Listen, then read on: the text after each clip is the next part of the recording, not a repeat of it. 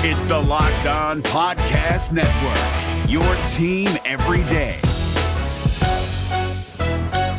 If the Celtics win out and the Hawks lose out, the Celtics will get to 39-33. The Hawks will finish at 38-34.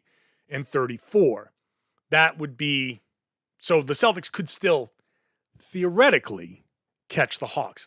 I say all of this not to say that I expect the Celtics to do this. I'm talking about what's possible, not what's probable. The Celtics are 2 games behind Miami now. They need to win on Tuesday night. That's a must-win game for them if they're going to have any hopes of climbing out of the play-in.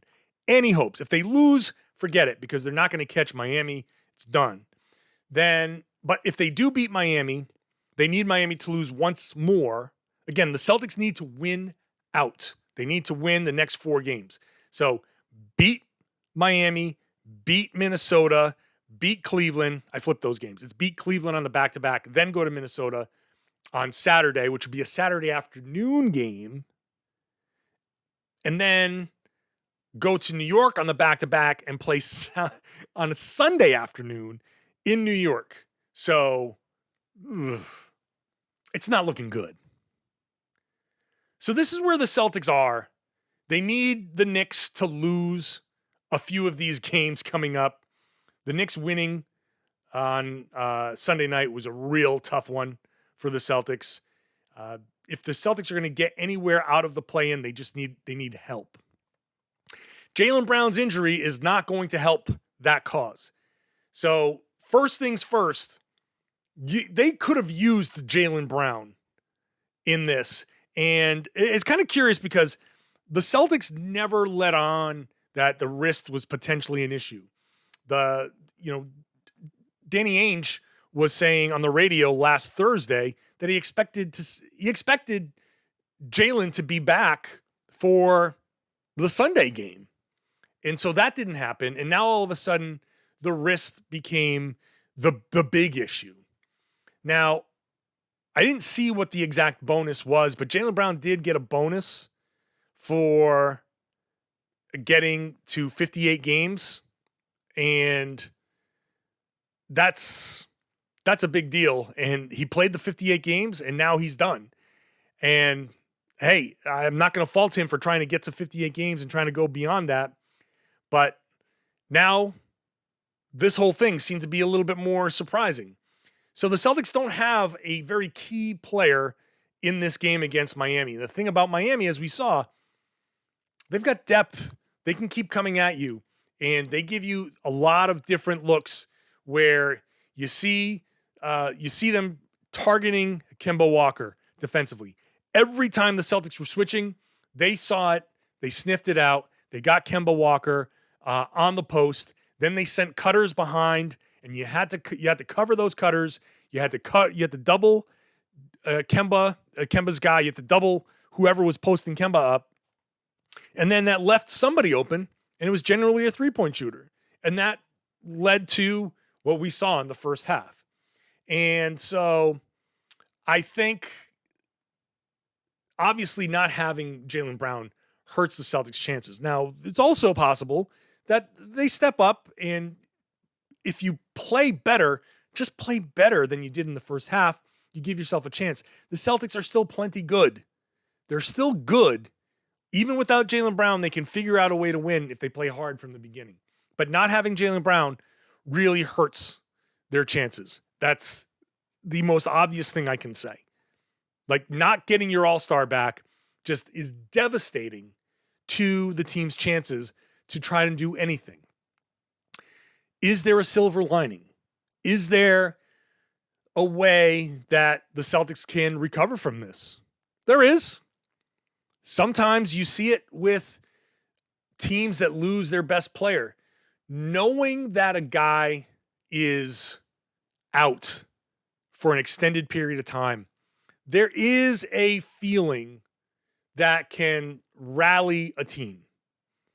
And, Bill Simmons used to call it, or probably still calls it, the Ewing theory, where sometimes a team, when they lose their best player or one of their best players, they get better without that guy because all of a sudden the entire team has to play harder. And you have to make up for that loss in talent by playing better basketball. And now the Celtics still have Tatum, and they still have Kemba, and they still have plenty of talent on the team. But knowing that Jaylen Brown isn't coming back, that takes away their second best player this season. And for a large stretch of this season, he was their best player. But knowing he's not coming back, they can say, all right, well, now we've really got to focus. And maybe that lack of focus goes away. If there's a silver lining to this, you say, maybe that silver lining is they have to focus. They know that they can't sit there and be like, it doesn't matter if we lose this game because Jaylen's coming back. We'll just win the next 4 games. We'll just go on a winning streak. Jaylen will come back and we'll go on a winning streak. It'll be fine. Well, there's no Jaylen now. And everybody has to step up. And that means playing with the effort, means passing and moving. It means cutting. It means guys have to play off of Tatum. It means that Tatum has to be ready to face double teams. It means that he has to be ready to get blitzed. It means he has to be ready to face a ton of defenses squarely to shut him down. So the net effect of this for the team will be maybe a drop in Tatum's scoring, maybe initially, but he has to be a very willing passer. Like, this has to be something that it's drilled into his head. Pass the ball.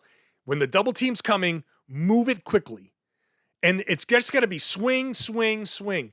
You get double teamed, don't wait, don't hold it too long, don't panic. And he doesn't panic like he might have in the past. But the other Celtics have to make themselves available. And he has to give the ball up quickly and make the team pay for double teaming you, which means get it over to Marcus Smart, who swings it over to Evan Fournier. And then that drive moves it to whoever's in the other corner. And maybe that gets it a swing back to Tatum. I've talked about that whole give it up, you end up getting it back, maybe in a better position.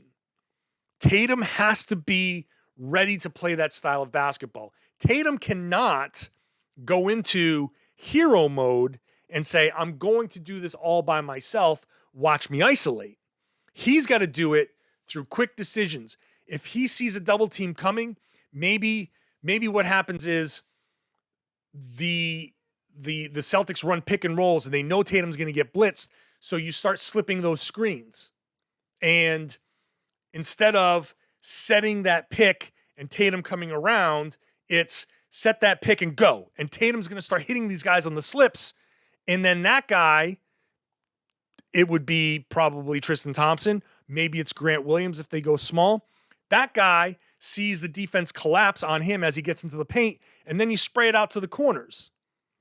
And that becomes your offense. And then if it's proven that doubling Tatum becomes an impediment to your defense, then they're going to stop doubling Tatum. And then Tatum can do his individual thing.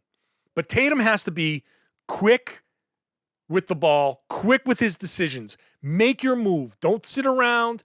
Don't play with it. Don't survey the defense. Get the ball, make a decision, and go. And if you do that, then Tatum can dominate. Tatum can drop 40 if he does that, because that ball's going to come back to him. And when it comes back to him, that defense is going to be all in rotation, and he's going to get open looks. But it's got to be cuts to the basket, movement, preparation for all these different things. Teams are going to blitz the hell out of Jayson Tatum. They're going to double the hell out of Jayson Tatum. And so the whole team has to be on board, recognizing this, getting to their spots, and playing good basketball. Then that's the thing about great basketball. You see young teams with less talent. When you play great and you do the right thing and you make the right play, you can make up for a loss of talent. And the Celtics can make up for a loss of talent by doing this, even though they lose Jaylen Brown. Now, it's going to hurt them, especially as they move further and further into the playoffs, because the defenses get tougher, the fouls don't get called. But for now, they can make up for the loss, at least in the regular season. They can play 4 games of stellar basketball, play on a string defensively, move the ball, like I said, on offense. They can win these 4 games. They can certainly win these 4 games. But if they don't, they're going to get crushed in these 4 games. It's going to be a 4-game losing streak. They're going to fall to the 8th or 9th seed, and it's just going to be a mess if they don't do that. It's such a, still, the gap is so wide.